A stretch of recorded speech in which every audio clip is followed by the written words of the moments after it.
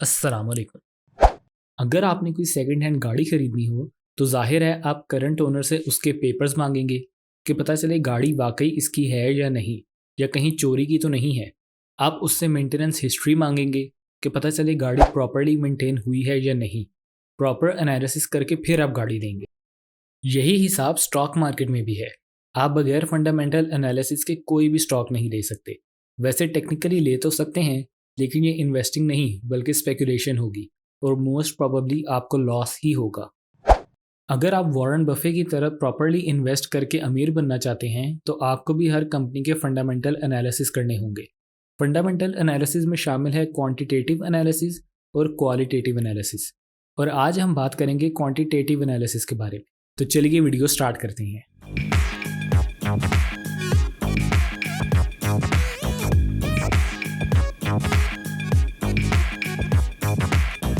Quantitative analysis company की financial statement को देख के किया जाता है, और फाइनेंशियल स्टेटमेंट में बेसिकली शामिल है बैलेंस शीट और इनकम स्टेटमेंट।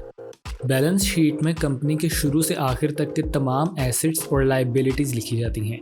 एसेट का मतलब है हर वो चीज़ जो कंपनी ओन करती है, यानी कि हर वो चीज़ जिसकी कंपनी मालिक है।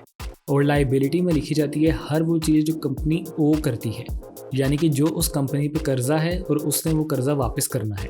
एसेट को आप ऐसे समझ लें कि मिसाल के तौर पे एक टेक्सटाइल फैक्ट्री है जो 20 साल पुरानी है, और बिज़नेस शुरू करते वक्त उस फैक्ट्री के पास एक मशीन थी और हर साल एक एक मशीन का इजाफा होता गया और अब कंपनी के पास टोटल 20 मशीनें हैं। तो बैलेंस शीट पे शुरू से लेके आखिर तक की उन तमाम 20 मशीनों को एज अ एसेट लिखा जाएगा।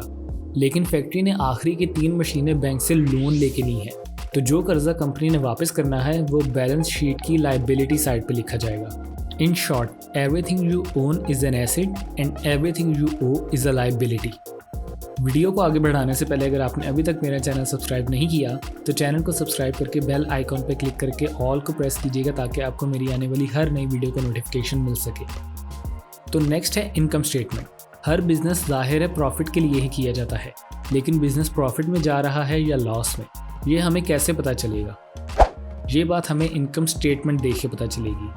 बैलेंस शीट पे बिजनेस के शुरू से लेके आज तक के तमाम एसेट्स और लाइबिलिटीज़ लिखी जाती हैं, लेकिन इनकम स्टेटमेंट सिर्फ लास्ट 1 साल की बनाई जाती है, यानी 1 जनवरी से 31 दिसंबर तक की, कि सिर्फ इस 1 साल में कंपनी को कितना प्रॉफिट या लॉस हुआ है।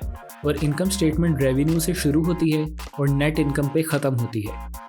सबसे पहले कॉस्ट ऑफ गुड्स को सब्ट्रैक्ट किया जाता है, फिर एम्प्लॉयज़ की सैलरी और बाकी एक्सपेंसेस को सब्ट्रैक्ट किया जाता है।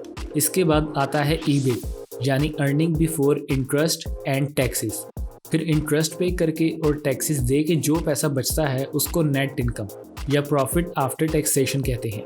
क्योंकि हमें कंपनी में लॉन्ग टर्म के लिए इन्वेस्ट करना है, इसलिए हमारा ये जानना बहुत ज़रूरी है कि कंपनी ग्रो कर रही है या डिक्लाइन पे है।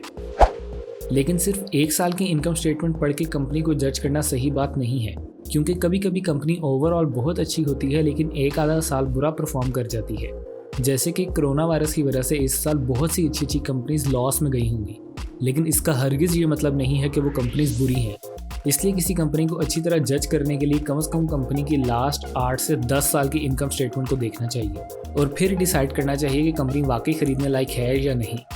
नेक्स्ट वीडियो में हम क्वालिटेटिव एनालिसिस के बारे में बात करेंगे, तो चैनल को सब्सक्राइब करके बेल आइकॉन पर क्लिक करके ऑल को लाजमी प्रेस कीजिएगा ताकि आपको मेरी अगली आने वाली तमाम वीडियोज़ का नोटिफिकेशन मिल सके।